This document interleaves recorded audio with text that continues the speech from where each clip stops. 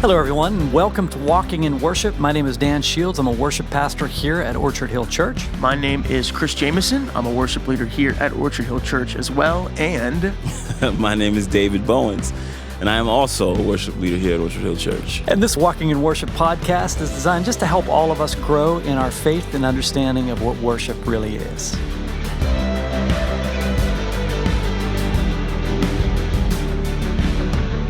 Hello, everyone, and welcome back to Walking in Worship. Today, we're going to jump into Chapter 2 of the book, How to Worship a King by Neese. Last episodes, we went through Chapter 1, so if you're just catching up with us, you might want to go back through and listen to some of that content, but it's good to have you here with us. So we're going to just jump right into the discussion questions at the end of the chapter. This is on page 23, and this chapter is talking about our identity as priests and the body of Christ. It's called, So What Do I Do Now? And the first question says this: priests stored places for God to meet with people. For the Levites, that's the Old Testament priesthood, this meant caring for the tabernacle. That was the place of meeting.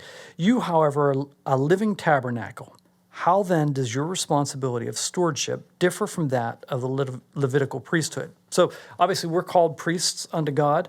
And there was a picture of the priesthood in the Old Testament. It was a very complex system where you had one tribe out of the 12 tribes, the Levites, who had no inheritance of the land, and they were to be priests unto God. And the question here then is, we're obviously priests, but how does our priesthood look different than the priesthood that's in the Old Testament? How do we as New Testament worshipers act or engage with God in a different way than the Old Testament priests? I think the obvious one would be the fact that we're not necessarily working on like a physical tabernacle, which was their responsibilities were to like take care of upkeep, transfer. Pretty much, I kind of envision like a roadie on a big band tour, where like their job is to go from city to city and they're setting this thing up, tearing it down, preparing it, knowing all of the different rituals and things that need to occur. Obviously today we don't necessarily have that as much, but in a way we kind of have more than that because we are, it talks about here like walking, living sacrifices everywhere we go. We now have the opportunity to like come into the presence of God and share with people and all of that stuff. So as opposed to a physical building, we kind of are that physical building. I feel like we embody that now, and our job is simply to, make disciples of all nations, share the good news. Am I off? Is that? No, I think that's right. Okay. Just to clarify what he's saying here on page 10, that's really good stuff. He says this, and what's your job as a priest? Well, this one's easy. It's to set up the meeting place between God and the people. And he's talking about us as worship leaders specifically. I should have just read that. I don't know why. I'm over here trying to figure out how to say it. It's literally the first line you read. He said, as a priest, you're ordained to carry the meeting place with you. That's why 1 Peter 2:5 says that you're being built into a spiritual house. You've become a walking, breathing tabernacle, a spiritual house, a meeting place for God and his people. What an honor. And then he says this, in other words, when you're a priest, every place you go becomes a spot where you have an opportunity to meet with God, where people have an opportunity to meet with God. So David, you often talk about being present with God, not just in worship, but in general. How do you think this plays out in our day-to-day life, being priests unto God? And then how does it look on stage, when we step foot on our stage and lead people in worship? Well, in our life, I think it's intention to communing with God, first, which he speaks about in this book as well, in this chapter specifically. And I'm realizing even now, myself, how much that affects everything else you do.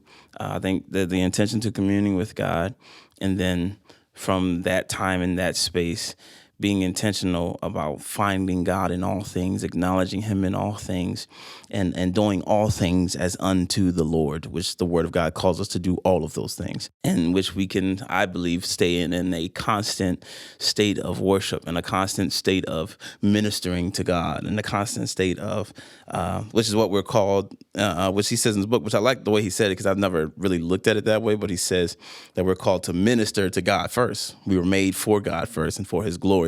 And then after that, connecting, being the meeting places for his people. So if we minister to God first, then we become, I believe, accurate expressions of who God wants us to be in a way that so when people do encounter us, we are accurate meeting places for them and God, if that makes sense. Yeah, and he sort of in the New Testament, you see some blending of metaphor too, because we're priests unto God, it says in Peter.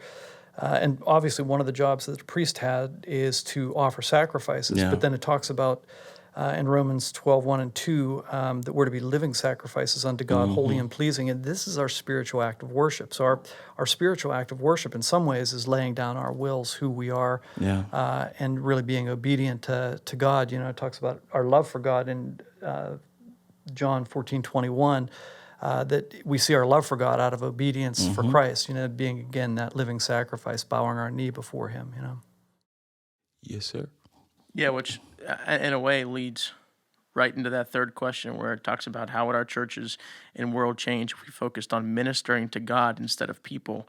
And I think that begs the question of not begs the question, but that is kind of the weird dynamic that I think churches operate under is you need to be pointing people to God, but in order to keep the lights on in the building, in order to staff the church and be able to have the functionality of the building and the place, you obviously need to get people as well. And so you sometimes I think the focus becomes ministering to the people first and then ministering to God, whereas what he's saying in the book is we need to minister to God and then minister to the people. But how do you what is that? That's such a interesting dynamic. How do you navigate finding the balance between ministering to God and ministering to the people?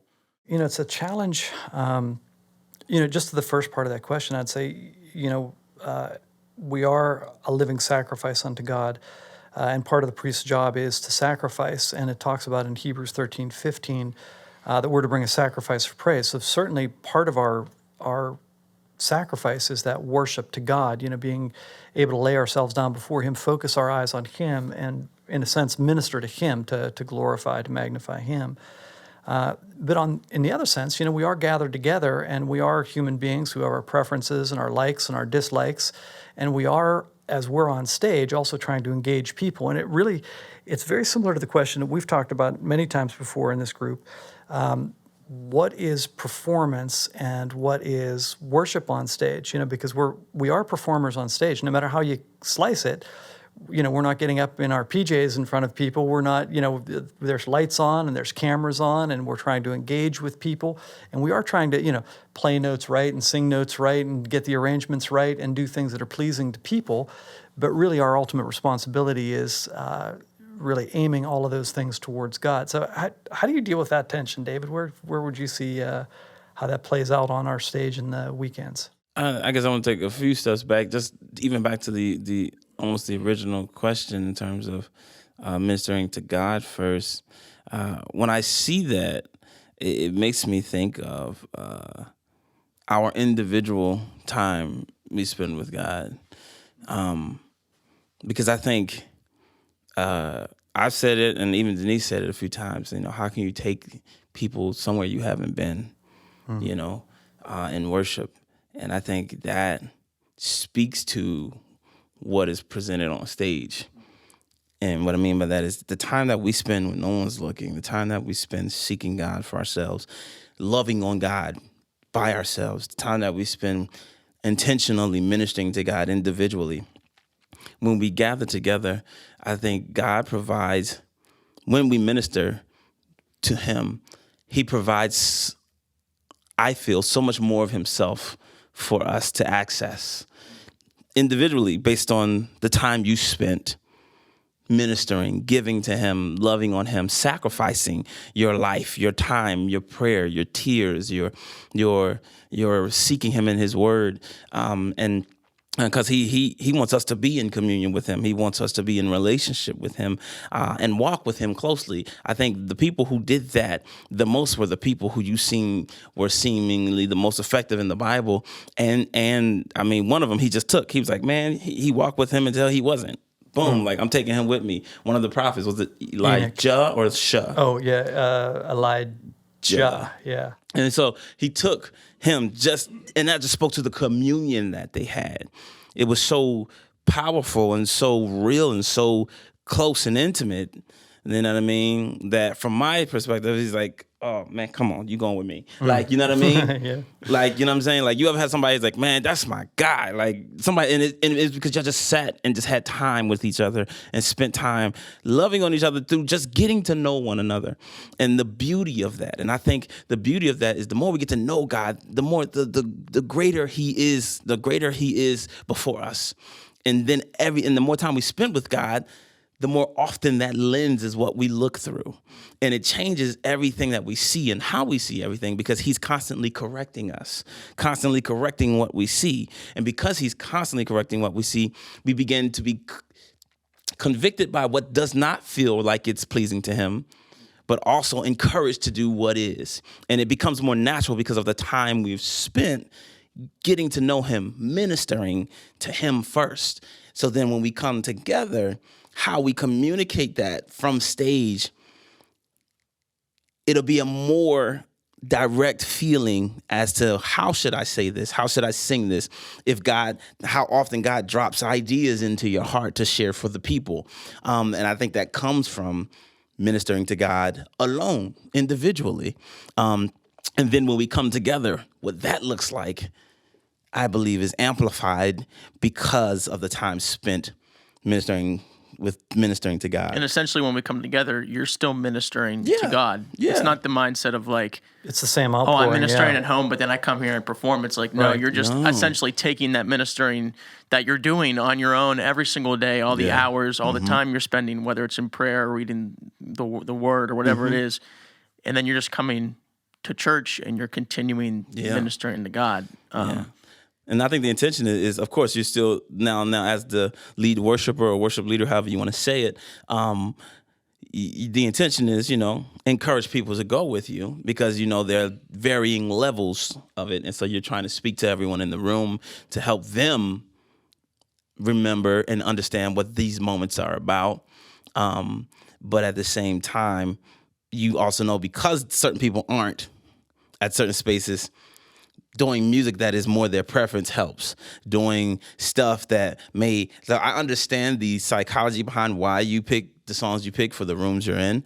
I think that's wisdom. However, it cannot be more important than ministering to God first. And I think that's where... Because ultimately the reason, the purpose behind the choices that you make when you're preparing to lead worship, you're doing that should be in ministering to God. You're doing that through ministering to God. So you're doing that in prayer. You're doing that in just wisdom and understanding and trying to figure out, okay, how is this best going to minister to God when we're on stage, when we're worshiping in this giant room? And then I also think we need to trust that what God puts in our heart to do, even if it doesn't seem always like this, I don't know if this will work or not. We have to trust what God puts in our heart to do, that he knows that will work, that he knows that you've been ministering, and especially if you've been spending time ministering to God and in his presence and seeking him.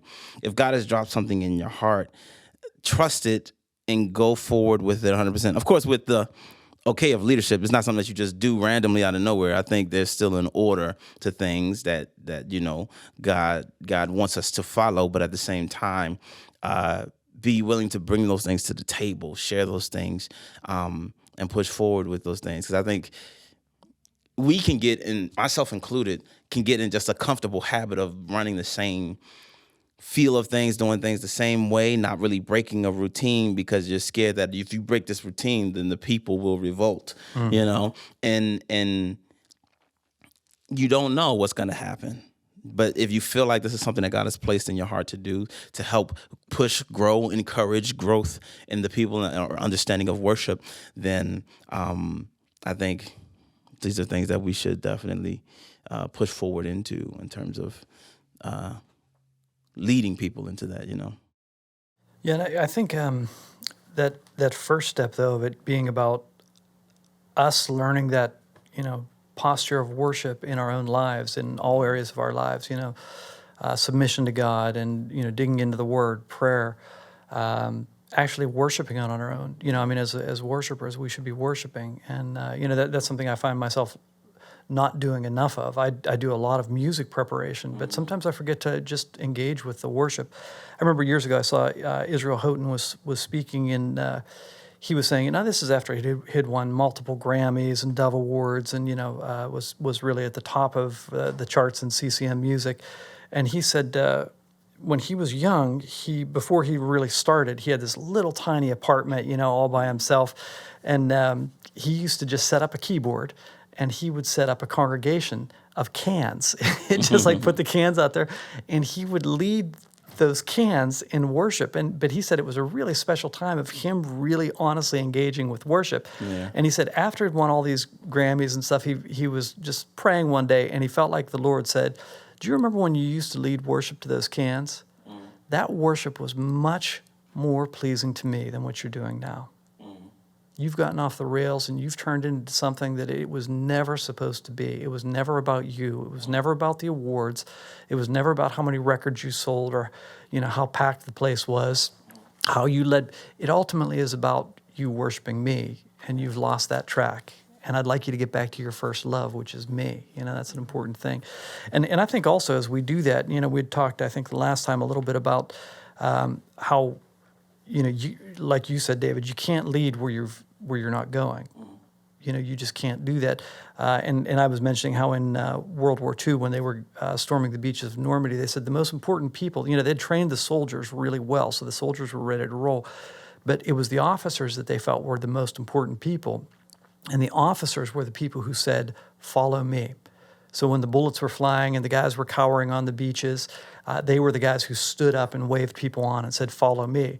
And, they had high casualties, but they were the ones that got the people out and got them moving. And so, as we go in and press into the real worship of God, where it really is engaged worship, where we're really present, we're really lifting our hearts up and engaging with God, then we can really say to the people, "Follow me, come after me," There was a part in here when it talks about ministering to God versus ministering to people, and I'll just read it. It's this paragraph on 14 at the top. "I'll never forget the day I was in a worship service at a small town church. The musicianship was bad, the singing was bad, the leadership was bad, and the song selection was bad. Everything was bad. The people couldn't even clap on time. And as I stood there snarkily critiquing every aspect of the service in my mind, I felt a hand shove against my chest. It pushed so hard that it rocked me back on my heels. I don't like to be touched that way, and I took offense to it. So when I looked down to see whose hand was on my chest, ready to share some stern words with him, I was surprised to find that there was no hand. No one was touching me. Even so, I could feel the hand and all 5 fingers pressing against my chest. It was a strong, solid hand. Then I heard a voice inside me say, 'That is not yours to judge. That is mine.'" An experience like that tends to adjust a fellow's attitude. And I never forgot the lesson. Worship belongs to God. It is not about my tastes or preferences. It is not mine to judge. As a musician, when I walk in, the whole paragraph, when I walk in to where I have to catch myself all the time, because if your instrument is to play guitar, your instrument is to sing, your instrument is to play bass, when you go into a worship service, you can't help but sit there and listen more closely to the vocalists, listen more closely to the guitarists, and then sinfully sit there and be like, "Oh, no, I wouldn't have played that. Oh, he hit that bad note." Instead of like, no, why are you here? We're here to worship God. We're not here to sit here and critique whether or not that gentleman is playing the right note or not. And there's a line between, obviously, when you have people on stage or whatever, you don't want to be a distraction in worship. But at the same time, there's people of all different levels, of all different just levels of capability. And if that's what that church has, then that is worship to God as much as, I don't know, Tarn Wells being on stage worshiping God, or some big time Jonathan McReynolds, awesome vocalist. It's just as much worship as the voice of, I always say Jonathan McReynolds because his voice is like a warm stick of butter, but you know what I mean. Yeah. Well, there's It's two not about things in ability. it. Yeah, it does say to play skillfully before the Lord in Psalm 33. So, we are to do the best we can with the craft we have. But, the reality ultimately is this. We might be impressed with Jonathan's voice, or we might be impressed by certain, Lincoln Brewster's guitar playing or something like that. But, there's a certain reality that God, the creator of the universe, who created the craft of music, who understands music far beyond we could ever think or imagine if we studied all of our lifetime, is not all that impressed with our musical capabilities.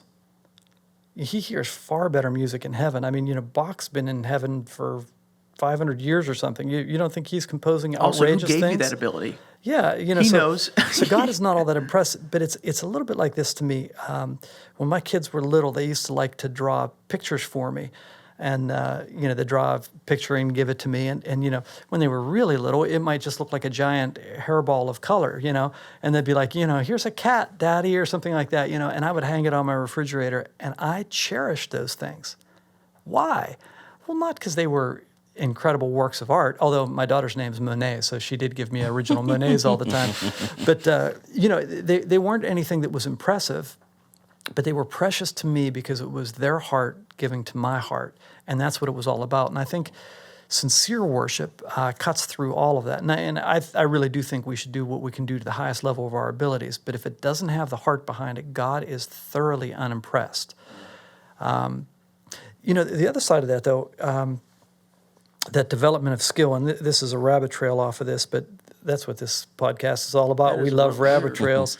Rabbits and trails. And We are, I do believe, to be stewards of the gifts that God's given us, and we are to steward those gifts to the best of our abilities. And some people have more ability to steward those gifts than others. If maybe you're born in a country where you're working the land or something for 12 hours a day, and it's hard to come home and practice for 4 hours or something like that. So, God understands the circumstances you're in, but those skills, I think, really, when they're developed, they're not developed so much for God, but for people. And that's part of this discussion that we're talking about, is a presentation to people and gifts to God. Mm-hmm. And I've often likened those gifts to being diamonds inside of a mountain. And, so God gives you some gift. He gives you the gift of music, David. You can play and you can sing really exceptionally well. But it's up to you to mine those things out to present them to people. So, you're the one who's got to dig through that mountain. You've got to have the pick and the shovel in hand, and you've got to sweat and toil, and you've got to get to that diamond to bring that diamond out to show to other people. And then when you do, you slowly chisel away at that thing to craft it, to make it something that's unique and precious, but something also that you can present to other people. Because otherwise, we all know people who have these incredible latent gifts, but they never develop them, and they're never presentable to other people in the way that they should be, even though you see this natural gift. So I think there's, for us, there's that honing of the craft to allow people to be able to really appreciate it. But if it isn't accompanied with that heart for God and that love for God, it's really just that clanging cymbal or banging gong or whatever it is that they talk about in Corinthians 13. So yeah, in 19, on page 19, he says, "I believe that it's a priest's job to see the world not as it appears to the naked eye, but as it appears through the eyes of God. When you see people through God's eyes, you do not call them according to the flesh and what they currently are, but according to their potential, their future." And I think as far as like developing our gifts and our craft and everything, when I first started here leading worship, I mean, the first song I sang, I think I stood in one position, and I had sang on other stages before, but I was like super intimidated, wouldn't move, didn't say a word other than the words of the songs, and that was it. But through that, the reason why, like, obviously, Dan, you're like, okay, well, maybe I see something here, and there's people that haven't quite crafted their gift yet, but a lot of the times we can see other people see the potential in us before we see it in ourselves. Yeah. And so I think that looking for that and looking, like when God created me, I was for a long time not living the life that he would have intended for me to live. Mm-hmm. But he saw the potential in me. I mean, he created me and he pulled me out of that. And I think we're called to do the same thing with others.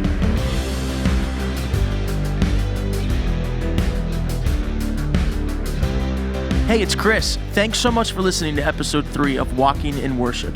Join us next time as we continue our conversation on chapter 2 of Zachary Neese's book, How to Worship a King, and walk with us towards a deeper understanding of what worship truly is.